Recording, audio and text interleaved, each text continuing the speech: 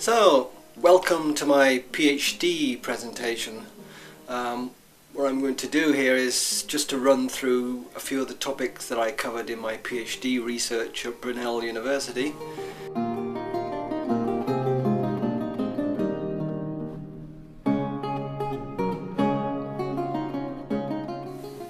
Since there are no existing prose works or letters by Shakespeare, there's no independent data to test a play against for phrase and collocation matching.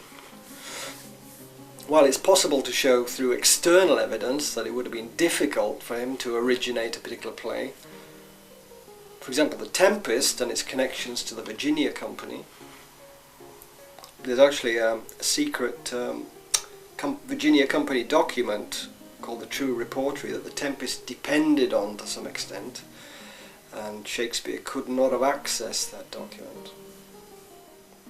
But nevertheless, even if you've got external evidence like that, which could show that he wasn't in it at the beginning of a play, this does not exclude the possibility that he contributed at a later date.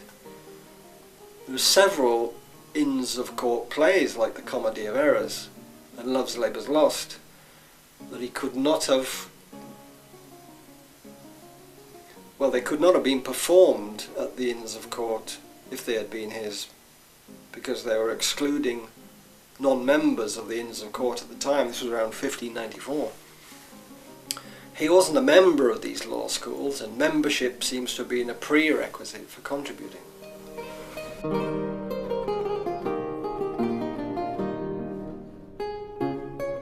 Before a Shakespeare play reached print, it possibly underwent quite a few revisions. It might have been edited by another author, copied by a scribe, before being set in typeface by the compositors at a printing house.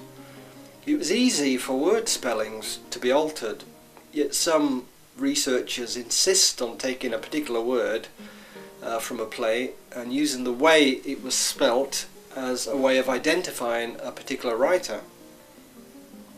For example, in 1614 there was a book called City Gallant by John Cook. It's an unusual book in that "you are" is printed in two different ways.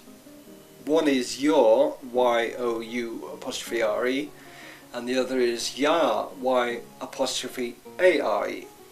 And the reason for this variation is that the book was typeset by two different printing teams.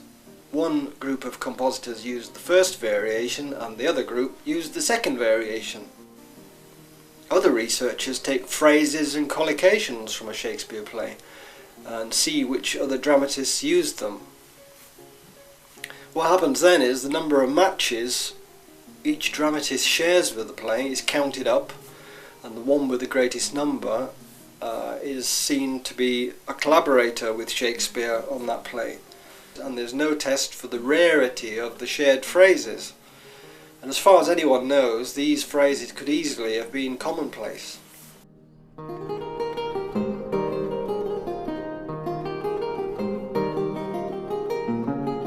I devised a test that uses a database of all writers. That's dramatists, prose writers, poets. So we're not just looking at a select few dramatists. Also, in my test, I only used phrases and collocations because these are far less prone to alteration than single words, and they also have a greater cognitive complexity, which makes them more appropriate for identifying this or that author. And finally, it was important that the phrases and collocations I used were rare, because commonplace speech doesn't exclude other writers. So if I use rare phrases and collocations, it's possible for them to form a kind of DNA type profile for the Shakespeare play I'm looking at, which I can then compare with other writers who shared them. What I'm looking for is writers who have a similar profile of use of these rare speech items.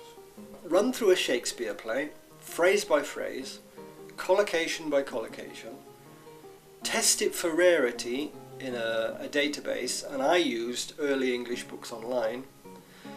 This is about 40,000 fully searchable texts up to the year 1700, and my test for the rarity of a phrase or collocation involves seeing how often it occurs in the database of published literature before the presumed date of the play. If it appears in less than 1 in 500 of these texts, then I take it to be rare.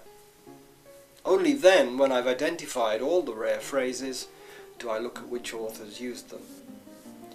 If a particular author keeps turning up for these rare phrases, then it's possible to construct a DNA-type profile showing the rare matches that author's corpus shares with the play.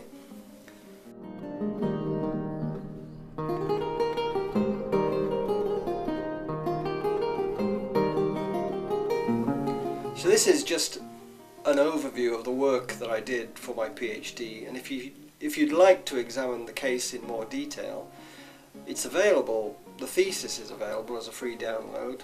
My hope is that after having looked through the PhD that I've worked on, others might feel inspired to take up the task of exploring the issue further.